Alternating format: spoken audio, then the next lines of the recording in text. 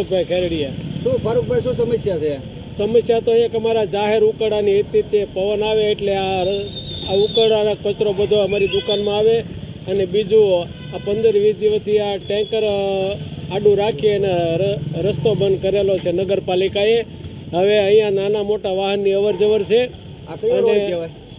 આ ગારિયાધાર 5 ટોબરા રોડ કહેવાય અને મિયાની મેડીની સામેનો રોડ કહેવાય. લગભગ 15 થી 17 દિવસથી આ ટેન્કર અહીંયા પડ્યું છે. આ ટાંકાને લઈને કેવો મુશ્કેલીનો સામનો? મુશ્કેલી એટલે નાના મોટા દરેક વાહનોની અવર જવર અહીંયા છે. સવારમાં લક્ઝરી બસો આવે કે સ્કૂલને બાળકોને ઉતારવાને લેવા બસો આવે ત્યારે જાનહાની થવાની બીક લાગે છે. બસ અમારે નગરપાલિકા પાસે જાય છે કે જલ્દીથી આ ટાંકો લેવડાવી અને રસ્તો ખુલ્લો કરે અને વાહનોની અવર જવર પૂર્વવત કરે, બસ એ જ.